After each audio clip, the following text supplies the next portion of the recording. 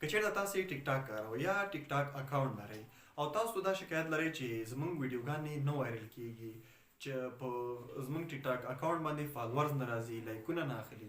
دا ویډیو مې دې باره کې درته چمتو کړې ده. په دې کې به تاسو ته زه 15 داسې سیټینګونه ښیم چې ستاسو ټیک ټاک اکاونټ به ورسره په اسانۍ سره وایرل کیږي. نو په تا مو نه پرېږدم، راځئ چې ویډیو شروع. نو درنو دوستانو، راځئ چې ویډیو شروع کړو. د ویډیو شروع کولو لپاره اول که تاسو خپل موبایل کې ټیک ټاک لرئ نو راځو ټیک ټاک ته ننوځو. ټیک ټاک ته چې کله تاسې راغلی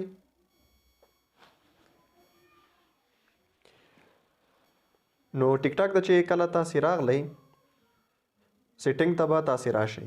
ګورئ دا زما پروفایل دی ټیک ټاک پاس، دا 3 ډاټ چې ښکاري په دې باندې به کلیک وکړئ. په دې مو چې کله کلیک وکړو اول دی مینیج اکاونټ، دویم دی پرایویسي. په پرایویسي باندې به کلیک وکړئ.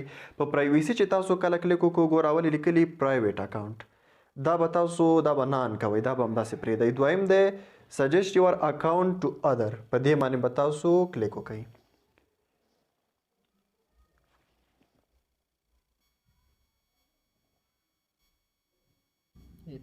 نو په دې چې درنو لیدونکو تاسو کله کلیک وکړو ګوره اول یې لیکلي دي کانټیکټس ګوره دا آف دی. نو دا سیټینګ به تاسو آن کړئ.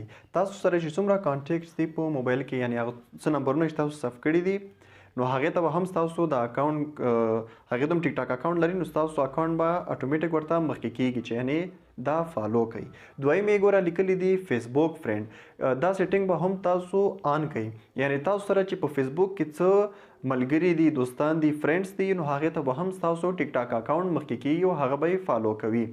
دویم دی پیپل ویث میچوال کنیکشنز، دا به هم تاسو آن کوئ تر څو ستاسو اکاونټ ورسره بیا نور بیا هم خلکو ته مخکې شي.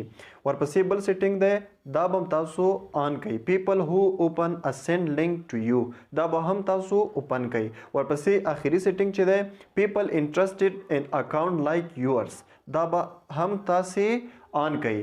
نو درنو لیدونکو دا هغه 15 مهم سیټینګونه وو چې ما تاسو ته وښودل، دا به تاسو خپل ټیک ټاک اکاونټ کې فعال کړئ. نو ستاسو ټیک ټاک به اوس ټولو خلکو ته مخکې کیږي او فالوورز به هم هر ورځ تر 500 پورې فالوورز به تاسو ته راځي که چېرته تاسو په خپل ټیک ټاک اکاونټ کې ښې معلوماتي ویډیوګانې اپلوډ کوئ. نو هیله لرم چې ویډیو مو خوښه شوې وي. تر بلې معلوماتي ویډیو پورې ښې چارې ښه وخت.